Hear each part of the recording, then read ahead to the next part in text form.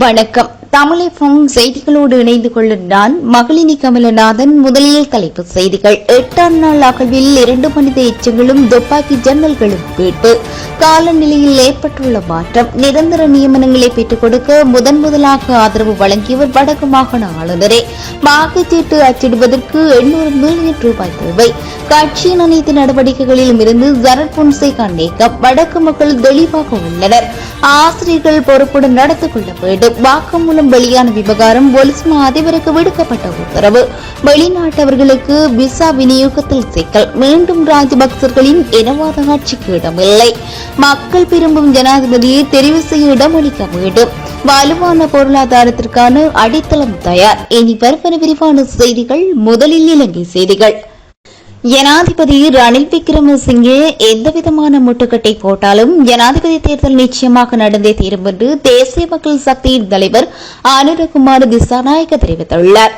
அம்பாறை மாவட்ட கரையோர பிரதேச வர்த்தக பிரமுகர்களை நேற்று மாலை காரதீவில் சந்தித்து கலந்துரையாடிய போதே அவர் மேற்கொண்டவாறு கூறியுள்ளார்.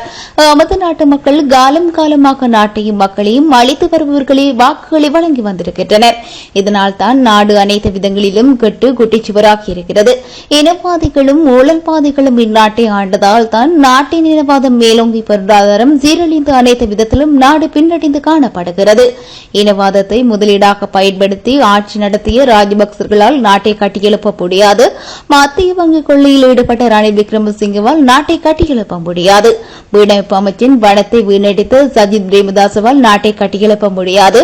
ரணில் அரசாங்கத்திடமிருந்து மதுபான விற்பனை சாலை அனுமதி பத்திரம் பெற்று எம்பிக்கள் சஜித்துடன் உள்ளனர்.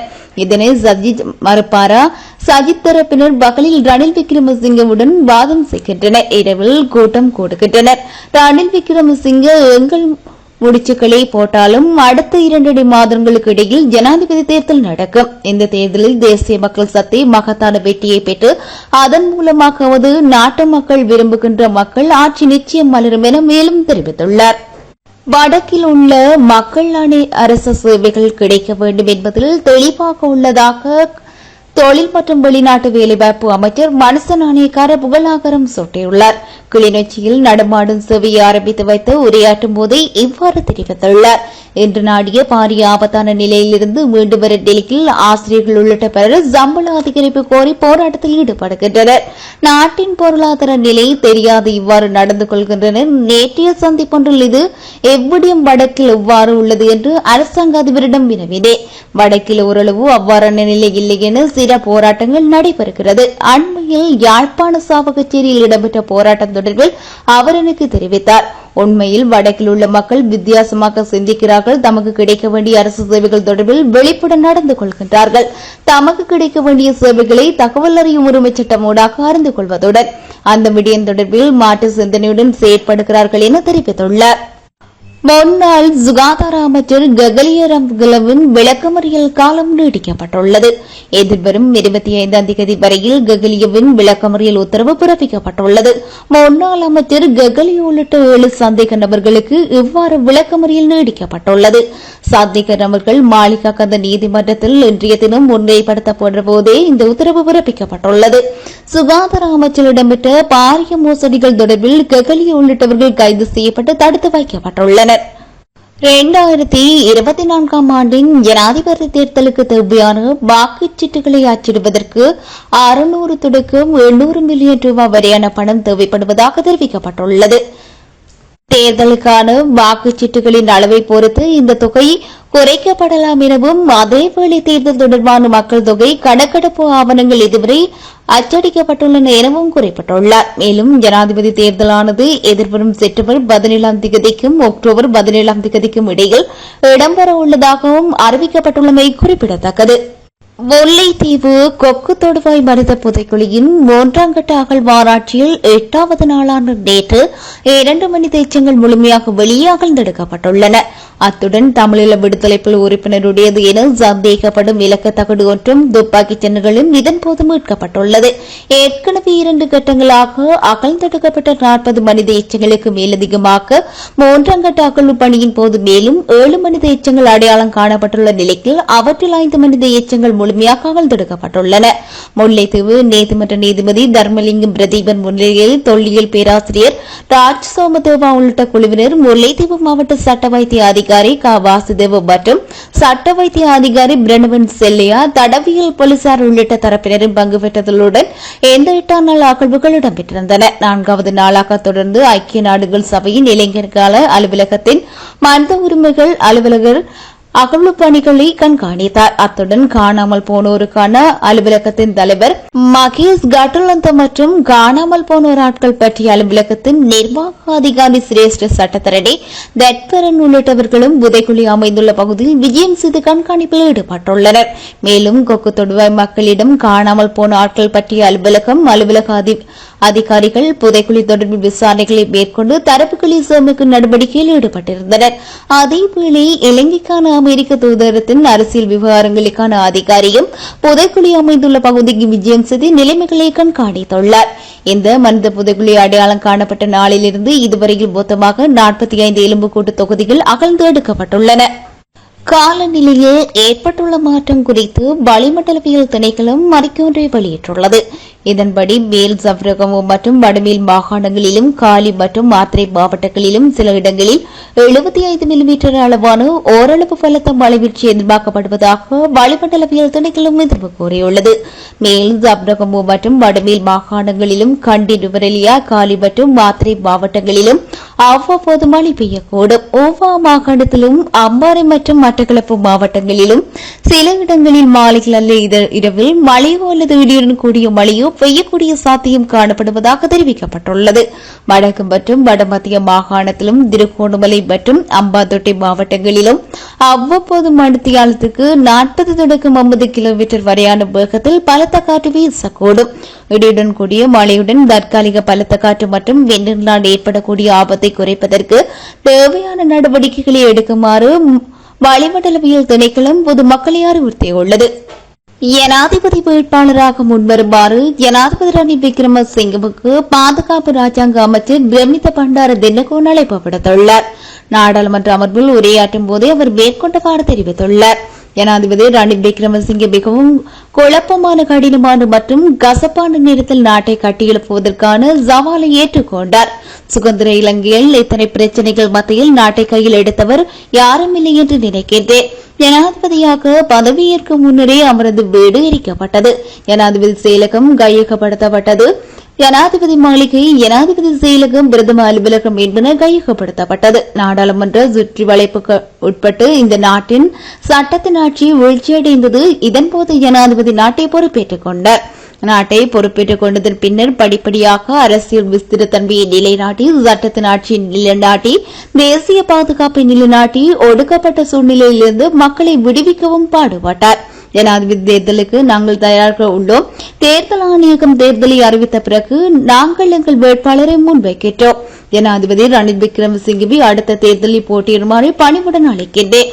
எந்த நாடு மிகவும் குறுகிய காலத்தில் கட்டியெழுப்பப்பட்டது போலவே இந்த நாட்டை கட்டியெழுப்ப அடுத்த சில வருடங்களை எடுத்துக் கொள்வதற்கு தேவையான பலத்தையும் தைரியத்தையும் அவருக்கு வழங்க நாமும் நம்மை அர்ப்பணிக்கிறோம் எனவும் தெரிவித்துள்ளார். பாடசாலை மாணவர்களின் பெற்றோர்கள் மதுபான போதைப்பொருள் மற்றும் புகைப்பிடிக்கும் பழக்கத்துக்கு ஆளாகாமல் அவற்றை தவிர்க்க வேண்டும். பிள்ளைகள் பெற்றோரை பின்பற்றுகிறார்கள் என எதிர்க்கட்சித் தலைவர் சஜித் பிரேமதாஸ் எச்சரிக்கை விடுத்துள்ளார். சகல பாடசாலை மாணவர்களும் போதைப் பொருளுக்கு அடிமையாகாது நடுநிலை சிந்தனையோடு செயற்பட வேண்டும். நேரிய சிந்தனையோடு பாடசாலை பிள்ளைகள் வளர வேண்டும் எனவும், மதுபானம், போதைப் பொருள் மற்றும் புகைப்பிடிப்பும் பழக்கத்துக்கு ஆளாகக்கூடாது எனவும், மதுப்பழக்கம் ஒரு நாகரிகமற்ற செயல் எனவும் மேலும் தெரிவித்துள்ளார். இலங்கை போக்குவரத்து சபை ஊழியர் ஒருவர் அவரது நண்பரின் தாயாரும் யாழ்ப்பாணத்தில் கேரள கஞ்சாவுடன் கைது செய்யப்பட்டு விளக்கமறியலில் வைக்கப்பட்டுள்ளனர். சங்குப்பட்டி பாலத்துக்கு அருகில் வீதியில் பயணித்த கார் ஒன்றினை வழிமறித்து சோதனையிட்ட வேளை காரினுள் மறைத்து வைக்கப்பட்டிருந்த 500 கிராம் கஞ்சாவை போலீசார் மீட்டுள்ளனர்.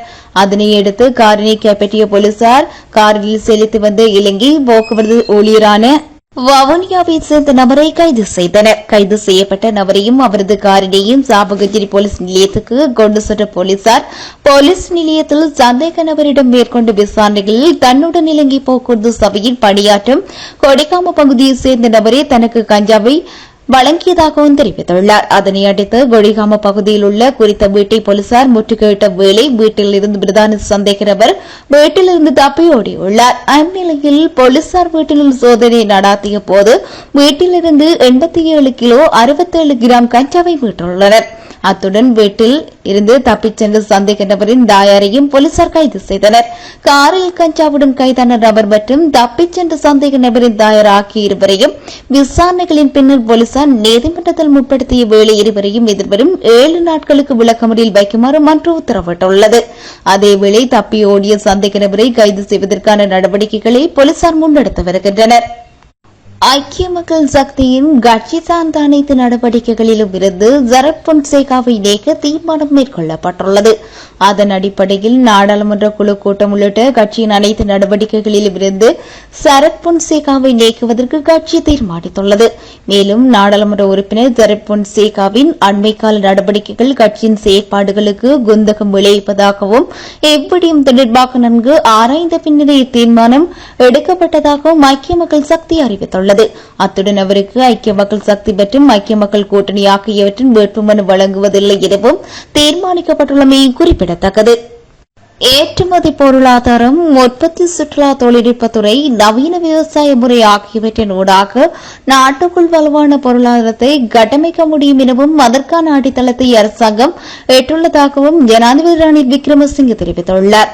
நாட்டின் புதிய ஏற்றுமதி பொருளாதாரத்தை வலுவூட்டும் வகையில் புதிய முதலீடுகளை ஸ்தாபிக்கப்படும் எனவும் உறுதியளித்துள்ளார். பெங்கிரிய ஏற்றுமதி வலயம் முழுமைப்படுத்தப்பட்டதன் பின்னர் $2,600 பில்லியன் வருமானத்தை ஈட்டிக்கொள்ள எதிர்பார்ப்பதோடு 75,000 புதிய வேலைவாய்ப்புகளும் உருவாக்கப்பட்டுள்ளதாகவும் தெரிவிக்கப்பட்டுள்ளது. இலங்கையின் மிகப்பெரிய ஏற்றுமதி வலயமாக 1000 ஏக்கர் பரப்பளவில் பெங்கிரிய ஏற்றுமதி வலயத்தின் 2ஆம் மூன்றாம் கட்ட அபிவிருத்தி பணிகளை ஆரம்பித்து வைக்கும் வகையில் நடைபெற்ற நிகழ்விலே ஜனாதிபதி இதனை தெரிவித்துள்ளார். ஏற்றுமதி வருமானத்தை விட இறக்குமதி செலவு அதிகமாக உள்ளதாகவும் இவ்வாறு முன்னோக்கி சென்றால் இன்னும் 15 வருடங்களில் மீண்டும் பங்குரத்தின் நிலை வரும் எனவும் சுட்டிக்காட்டியுள்ளார். எனவே சர்வதேச நாணய நிதியத்துடனான ஒப்பந்தத்தை பாதுகாத்துக் கொண்டு நாட்டின் பொருளாதாரத்தை முன்னோக்கி கொண்டு செல்ல வேண்டும் என்பதுடன் ஏற்றுமதி பொருளாதாரத்தை பயன்படுத்த நடவடிக்கை எடுக்க வேண்டும் எனவும் ஜனாதிபதி தெரிவித்துள்ளார். அத்துருக்கிரிய துப்பாக்கிச்சூட்டு சம்பவம் தொடர்பில் கைது செய்யப்பட்ட சந்தேக நபரின் வாக்குமூலத்தை போலீஸ் மா அதிபரின் உத்தரவை மீறி ஊடகங்களுக்கு வழங்கியது தொடர்பாக விசாரணை நடத்தி அறிக்கை சமர்ப்பிக்குமாறு போலீஸ் மா ஆணைக்குழு போலீஸ் மா அதிபருக்கு உத்தரவிட்டுள்ளது. சம்பந்தப்பட்ட அதிகாரிகள் மீது ஒழுக்காற்று நடவடிக்கை எடுப்பதற்கான குறித்த அறிக்கை கோரப்பட்டுள்ளதுடன் 2 வாரங்களில் குறித்த அறிக்கை கையளிக்க வேண்டும் எனவும் ஆணைக்குழு கூறியுள்ளது. இதுகுறித்து போலீஸ் விசேட விசாரணை பிரிவின் ஆரம்பகட்ட விசாரணைகள் மேற்கொள்வதாக போலீஸ் ஆணைக்குழு தெரிவித்துள்ளது. இந்நிலையில் போலீசாரின் மேற்கொள்ளப்படும் விசாரணைகள் தொடர்பான தகவலை ஊடகங்களுக்கு அறிவிக்கும் போது பின்பற்ற வேண்டியவை குறித்து அறிவுறுத்தல்களை வழங்கி போலீஸ் மா அதிபரினால் சுற்றறிக்கை வெளியிடப்பட்டுள்ளது. அதன்படி கைது செய்யப்படும் சந்தேக நபர்களை ஊடகங்களுக்கு வெளிப்படுத்தி விசாரணைகளை மேற்கொள்ள வேண்டாம் எனவும் எந்த நிலைமையை மேலும் கட்டுப்படுத்தும் வகையில் குறித்த சுற்றறிக்கை வெளியிடப்பட்டுள்ளது. இனி வருவன இந்திய செய்திகள். காவிரி ஒழுக்காற்று குழுவின் பரிந்துரையின்படி தண்ணீரை தமிழகத்துக்கு நிறுத்திவிட முடியாது என கர்நாடக முதலமைச்சர் சித்தராமையா தெரிவித்துள்ளார். டெல்லியில் இடம்பெற்ற காவிரி ஒழுக்காற்றுக்குழு கூட்டத்தில் கர்நாடக அரசு தமிழகத்துக்கு தினமும் காவிரி நீரை ஜூலை 30ஆம் தேதி வரை திறந்துவிட வேண்டும் எனவும் வெளிக்குண்டுள்ள சோதனை நிலையத்தில் தினமும் வினாடிக்கு 11,500 கன அடி நீர் செல்வதை உறுதி செய்ய வேண்டும் எனவும் பரிந்துரை செய்தது. எனினும் காவிரி ஒழுக்காற்று குழுவின் இந்த அறிவிப்புக்கு கர்நாடக விவசாய சங்கத்தினரும் கண்டன அமைப்பினரும் தமது கடும் எதிர்ப்பினை தெரிவித்திருந்தனர். இதனை அடுத்து தமிழகத்துக்கு நீரை திறந்து விடுவது குறித்து முடிவு எடுப்பதற்கான கர்நாடக முதல்வர் சித்தராமையா நேற்று அவசர அமைச்சரவை கூட்டத்தை கூட்டியிருந்தார். இனி வருவது உலகச் செய்திகள். உலக மக்கள் தொகை அடுத்த 50 முதல் 60 ஆண்டுகளில் தொடர்ந்து அதிகரிக்கும் எனவும் இந்த ஆண்டில் இறுதியில் 820 கோடியாக உயரும் என ஐநா சபை தெரிவித்துள்ளது. அத்தோடு 2080ஆம் ஆண்டுகளில் உலக மக்கள் தொகை சுமார் 1030 கோடியாக உச்சத்தை எட்டுவதற்கு வாய்ப்புள்ளதாகவும் அதன் பின்னர் படிப்படியாக குறைய தொடங்கி நூற்றாண்டின் இறுதியில் 1020 கோடியாக இருக்கும் எனவும் ஐநா தெரிவித்துள்ளது. உலக மக்கள் தொகை தினத்தை முன்னிட்டு உலக நாடுகளில் மக்கள் தொகை பெருக்கம் தொடர்பாக ஐநா சபையின் பொருளாதார மற்றும் சமூக விவகாரங்கள் துறை வெளியிட்டுள்ள அறிக்கையில் இந்த விடயம் தெரிவிக்கப்பட்டுள்ளது. கடந்த ஆண்டு உலகின் அதிக மக்கள் தொகை கொண்ட நாடான சீனாவை பின்னுக்கு தள்ளி முதலிடத்துக்கு வந்த இந்தியா 2100 ஆண்டு வரை முதலிடத்தில் நீடிக்கும் எனவும் இந்த நூற்றாண்டு முழுவதும் உலகிலே அதிக மக்கள் தொகை கொண்ட நாடாக இந்தியா இருக்கும் எனவும் தெரிவிக்கப்பட்டுள்ளது.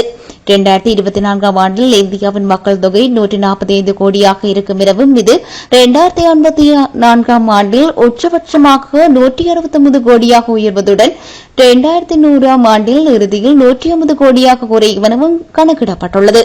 இத்துடன் செய்திகளின் இதை நிறைவு பெறுகின்றன. இதுவரை இணைந்திருந்தது தமிழகமின் பிரதான செய்தி அறிக்கையோடு.